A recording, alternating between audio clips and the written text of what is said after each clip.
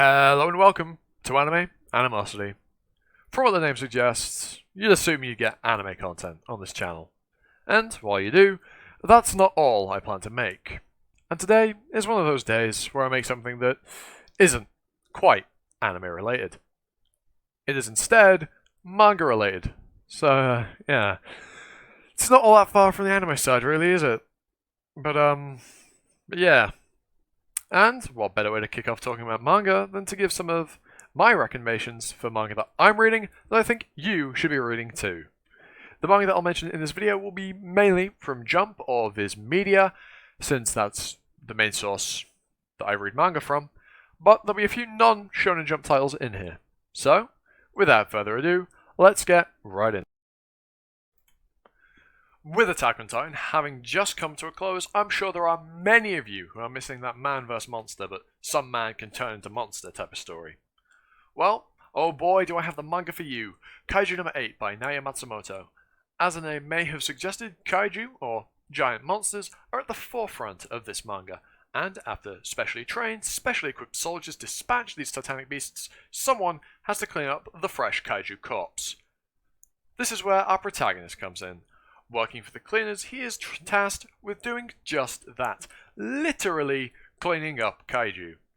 This isn't quite his dream though, having aspired to be cleaning up kaiju in a less disgusting, much cooler fashion, and promising his childhood friend that both of them would do just that. Which, in all fairness, she upheld her end of the bargain and became, pretty fucking important. Just a national hero or something like that. Yeah, actually, maybe she's not that big of a deal. Who am I kidding?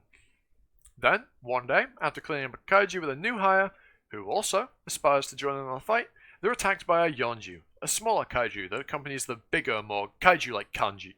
Kanji like kanji? Yes, they are attacked by Japanese letters. No, more kaiju-like kaiju called hanju, and end up hospitalized. Though, it isn't too serious, and the two bond over wanting to be on the front line, and with the minimum age just being raised, this is Kafka, that's our main character by the way, his last chance, and nothing short of failing the entry test yet again, is going to stop him from achieving his dream. And then a new kaiju appears, though much, much smaller, almost like a parasite, and makes its home inside our main character's body, and BAM! He's now a threat to humanity. Kaiju number 8. How will our main character cope with such a change to his body? Will he give up on his dream? Like fuck, will he? And how will he hide his new identity? Okay, enough of that. I expect great things from Kaiju number 8. Having read all 31 of its chapters as of recording, wow, I'm really good at speaking, aren't I can say that this manga is worth giving a go. Most of the main cast are fleshed out, and in the short amount of time that we've been indulged in the world and all the anti-kaiju tech, it feels so alive. If and or when the story gets an anime adaptation, I can almost guarantee it'll blow up. With the sales that the manga is pulling in, without one, it has potential to go very, very far. The only downside with Kaiju number 8 is that the manga takes a break every few weeks. It releases 2 to 3 chapters and then takes a week off, which is entirely fair. Mangaka are overworked and underpaid as it is, so they deserve all the time and rest that they can get themselves. But it's something to consider if you can't handle long waits for new chapters or on cliffhangers. Maybe wait a while before picking Kaiju number 8 up, but definitely give it a go at some point. Next up is a manga that I can't say as much about, having only read 10 of its currently 41 chapters, but have enjoyed nonetheless. Blue Flag is a more normal, per se, type of manga. It's a slice of life romance comedy about a guy who claims to not even have a best friend. The manga opens with the line, "Your lover or your best friend. You can only rescue one," which sets a more serious tone and could be foreshadowing events that will occur later down the line, or may have already occurred, having not read more than a quarter of it. But anyway, our main character quickly gains a friend in the popular sporty type, Mita Toma, who he quote-unquote knew in middle school. Shortly following, he meets a girl who notices that Taichi, that's our MC, I've done that twice, where I've just nonchalantly dropped the main character's name, then transitioned into a sentence that's completely unnecessary, telling you that that is in fact the main character. Oh well. But yeah, this girl notices that our main character, Taichi, there it is again, is close to Toma. You know, and goes to ask him for some advice, since she has a pretty big crush on him. From here, the usual rom-com stuff happens, date is set up, and in such, we meet a new girl, and all of a sudden, we've got an unexpected quadrangle with a dash of unrequited love, as the Shonen Jump app, and presumably the official synopsis would put it. Yeah, it's got spice potential. Like I said, I've enjoyed the 10 chapters that I've read so far, and I recommend you pick it up if you like romance dramas, because if this goes where I think it could, then it'll satisfy your needs. Oh, and I will read the rest when I get some more free time. That last point will also apply to the next manga in this video, and also some of the ones after it. So yeah. Now for something more bombastic. Mission Zozakura Family currently comes in at 79 chapters, and I've read even less of this than Blue Flag, having only read 4 whole chapters. But, hear me out, okay? Look, I know what I'm talking about. Yozakura, however it should be said, I'm gonna go with Yozakura, because this is what comes naturally to me. Say it however you want. But yeah, it's about a guy named Tayo, who's standoffish and shy, albeit understandably, having lost his entire family at a young age. Though he isn't entirely alone, as one of the most popular girls at his school, Mutsumi Yozakura, there's the name drop, is his childhood friend, and has been with him from before, and since he lost his family. So, who are this Yozakura family? Well, nothing too special, just a family of assassins with superhuman abilities, everyday stuff. There's probably one living down your street or something, aren't there? And Mutsumi, this 16-year-old high school girl, is the current head of the family, due to her being normal. And that's family tradition. It's a rule that the normal one runs the family, because it skips a generation. Sick. Now, among those rules, remember, pay attention now, class, this is important, it will be on the test, is no killing other family members.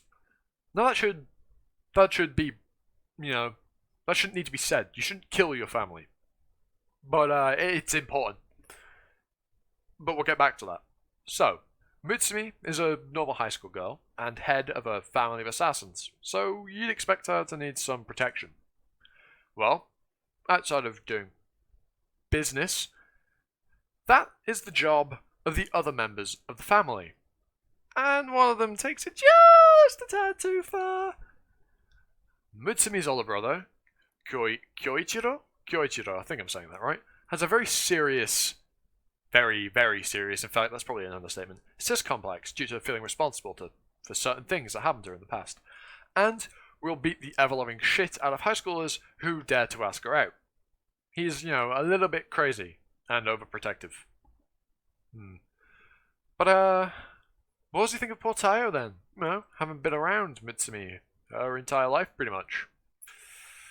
Well, he wants him dead, since, he could be after Mutsumi's life. So, one day, he decides that he should take Tayo out of the picture, just to be safe. But, thanks to a little assistance from the other family members, Tayo is somewhat safe at the Yozakura house. Though not for very long, given that Kyoichiro is by far the strongest out of all of them, and has hospitalized the other members multiple times in one versus all of them fights. So yeah, one thing leads to another, and Tayo is pretty much fucked, but he has an out. As I skipped over something. It's in the Yozakura family. If the ring that a family member has is given to another person, bam, you're married, because the ring comes in 2 parts, and to get married, all you have to do is get given the other half. Yeah. So, Tayo's given that other half by Mutsumi, and after getting his hand lacerated by some steel wire, our boy gets married at 16. Lucky fucker. Well, maybe not lucky, depending on your viewpoint of marriage. That's topical. Topical? Saucy? I forget my point. So yeah, Yozakura family's kind of wacky and wild, as the kids probably said at one point. And that's not even scratching the surface. I'm only 4 chapters deep, and this death trap of a house still hasn't been fully explained. Yeah, this house is a fucking death trap. I said that twice, what am I doing? But yeah, this manga's crazy. Like, I love it. It's wacky and wonderful. I said wacky twice. Oh god. So I'd say give this manga a go if you want some nonsensical fun that could, or could not, get more serious down the line, depending on where the story goes. I can't tell you a whole lot because I've only read 4 chapters. But trust me, those 4 chapters are hella worth your time. Give it a read. Okay, and to close off, I'm just going to shout out some more of the more obvious / less needing of discussion manga. Did that make sense? Was that a good sentence? Probably not. But yeah, this is going to be a bit shorter than, I say shorter, the last couple sessions were only been a handful of minutes, so this probably wouldn't be that unless I keep going on tangents like I am now. I have a script, but I'm very clearly not sticking to it. So let's carry on with said script, shall we? With the anime having just ended not too long back, and a movie upcoming, no, this is not Black Clover, we have Jujutsu Kaisen. Read it. If you like the anime, read it. If you like Battle Shonen, read it. And watch it, if you haven't already. Look, I like JJK. Do me a solid and read it. It's really fucking good, trust me. Everything after the anime just keeps getting better. The Shibi Incident arc is peak, and if it ever gets animated, it's gonna go fucking wild. It's so good. So, next up, we have a manga with an anime upcoming and a sequel manga on the way. That is, of course, Chainsaw Man.